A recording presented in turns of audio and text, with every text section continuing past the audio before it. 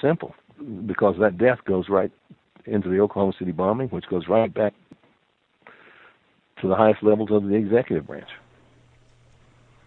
Absolutely. Well, tell us more about that. That's another extremely important part of this case that we haven't even really touched on yet. But tell us about Eric Holder and what was he coordinating there, and who was he corresponding with? He was with the key leaders in the Senate to keep the Senate from holding hearings into my brother's murder and the disappearance of all the evidence, the perjury. The Inspector General of the United States did an investigation of my brother's death, then sealed the report. It's my understanding that it's the only Inspector General's report not involving national security that's ever been sealed.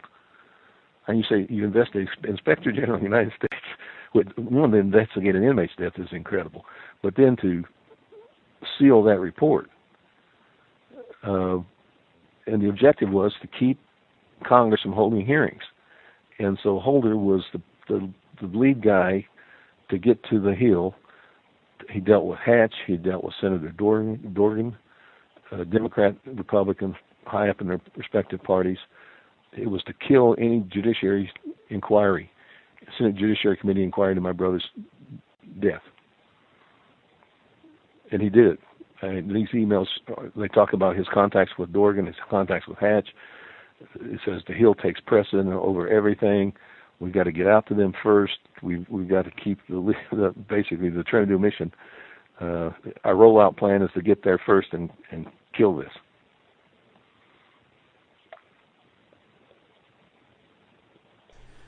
Absolutely. The thing your audience has to understand, it's not me making this up. These come out of government documents. Everything I've told you is out of a government document. I didn't pull it out of my rear end.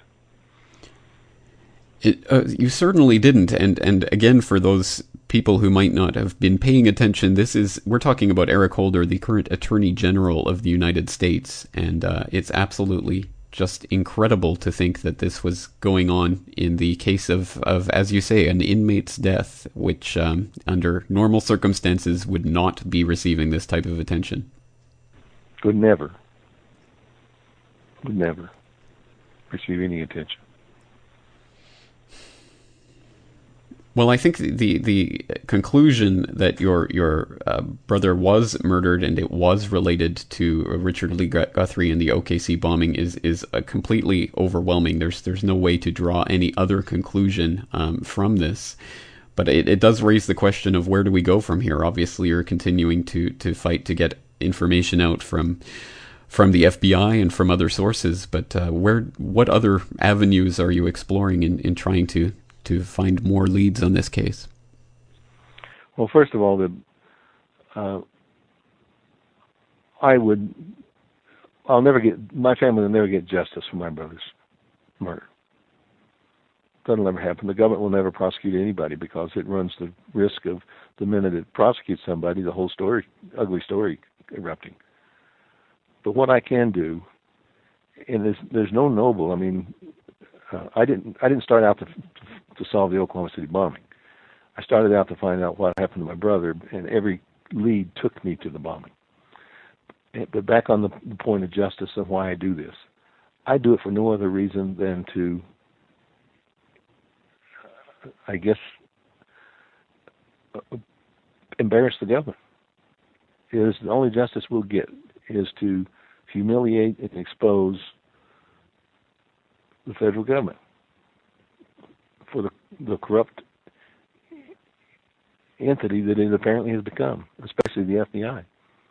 There's nothing noble in that, and I don't want your audience to think that there's anything noble in me. I was a hillbilly. If people know Southern Mountain people, or their culture is, when you kill one of us, you better kill us all back to third cousins, because sooner or later, if you leave one of us alive, we're going to get you. And I'll get them. I'll never get justice, but I'll sure as hell hurt them. I'll hurt their reputations. I'll hurt their image. And I like to think I've done that now. And at least there's some indication I've done it. Some of them when I deal with the federal government, it's never the local U.S. attorneys anymore. They brought out the U.S. attorneys I deal with have brought out a Main Justice of Washington, D.C. And as a humorous aside, they referred to me as Jesse bin Laden. And I said I didn't think that was fair, because I said there's no way that sumbitch hates you more than I do.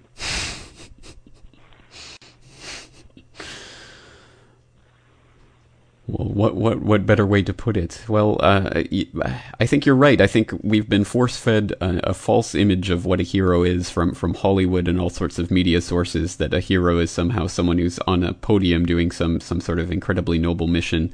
But I think in real life, heroes are people who are just ordinary people who have been thrust into incredible circumstances and are simply doing what they have to do. And by that definition, there's no doubt that what you're doing is heroic, and people need to support you and your ongoing quest to, if not secure justice for your brother's death, at least to help to bring to light what really did take place.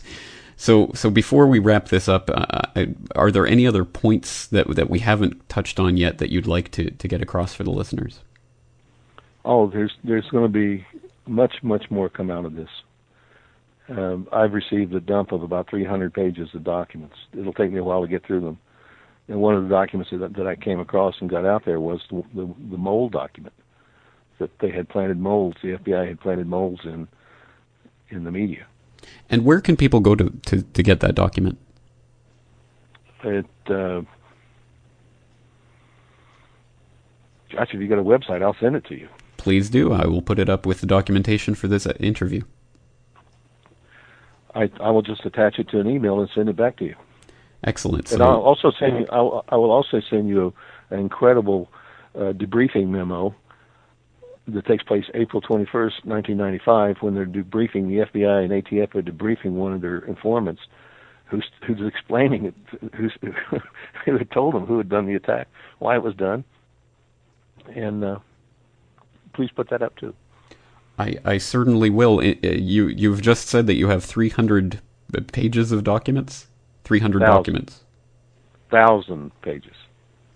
3,000 or 300,000? 300,000. That's incredible. That's mind-boggling. And as I know, I don't have to tell you this, but obviously, if there is any information in there that needs to get out right now, you need to do that before there's a chance to silence you on this issue. Well, I've made copies and scattered them around, so. But I will send you I will send you these things for your audience. I will send you the mole memo. I will send you the debriefing memo.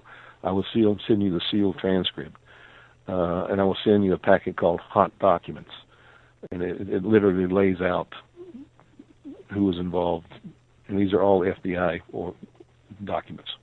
And I'll send you the timeline on the Monroe Building tape.